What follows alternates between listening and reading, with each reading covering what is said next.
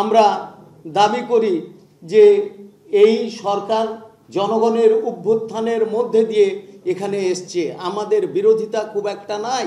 এখানে যে সম্পদহারা মানুষ আছে তারা ঠিক করুক আজকে যে কিভাবে তাদের দেশে পররাষ্ট্রনীতি হবে, তারা ঠিক করুক আজকে যে স্বাস্থ্য ব্যবস্থাটা কি হবে, চিকিৎসা শিক্ষা ব্যবস্থাটা কি হবে, আজকে তার অর্থনীতি কিভাবে চলবে, ব্যাংককে লুটপাট কিভাবে বন্ধ করা যাবে, আজকে তারা ঠিক করবে।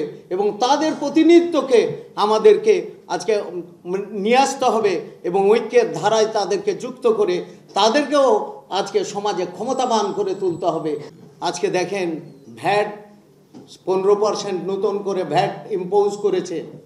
আমরা দাবি করি যে এই সরকার জনগণের অভ্যুত্থানের মধ্যে দিয়ে এখানে এসছে, আমাদের বিরোধিতা খুব একটা নাই। কিন্তু এই সরকার কি পুরানা সেই ধ্যান ধারণা এবং কাঠামোর প্রতিনিধি হিসেবে এসছে, না অভ্যুত্থানের যে মহৎ চেতনা এখানে জেগে উঠেছে সেই চেতনার সেই প্রতিনিধি হিসাবে দায়িত্ব পালন করবে?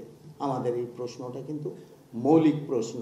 এবং এই জন্যে আমরা দেখলাম যে অভ্যুত্থানের 5-7 দিনের মধ্যে শ্রমিককে গুলি করে হত্যা করে দেওয়া হলো। এখানে আদিবাসীদের অধিকার চাইতে গিয়ে এই আওয়ামী লীগ এবং শেখ মুজিবের কায়দাতেই সেইখানে নির্যাতন করা হলো।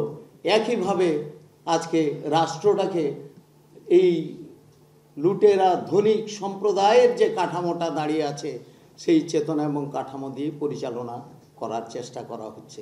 এটা আমরা আপত্তি করি।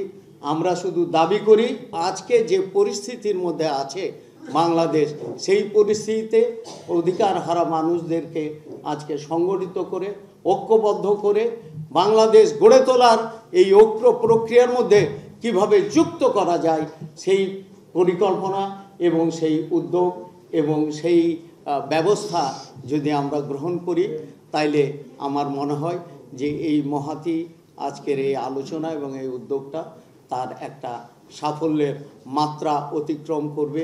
এবং এই জন্য আমি আজকে যারা এই উদ্যোগ গ্রহণ করেছেন তাদেরকে অসংখ্য ধন্যবাদ জানাই যে তারা এই রকম একটা পরিস্থিতিতে ক্রান্তি লগ্নে তারা এরকম একটা গুরুত্বপূর্ণ ইভেন্টসকে তারা অ্যাড্রেস করছেন, দেশের মানুষের ভাবনার মধ্যে নিয়েছেন। এবং যারা পিছিয়ে পড়া মানুষ আজকে তাদেরকেও কিভাবে সঙ্গে নেওয়া যায়, তাদেরকে এই ঐক্যের সাথে কিভাবে যুক্ত করা যায় এবং একটা যুক্ত ফ্রন্টের মতো একটা অন্তর্বর্তীকালীন একটা ব্যবস্থার মধ্যে আমরা যেতে পারি, সেইটা কিন্তু ঠিক করতে হবে। মনে রাখতে হবে যে শ্রেণীবিভক্ত সমাজে কখনোই ঐক্যটা নিরঙ্কুশ হতে পারে না। শ্রেণী দূর হতে পারে, হবেও একদিন, হয়তো পৃথিবীর মানুষ সেই জায়গা যাবে, কিন্তু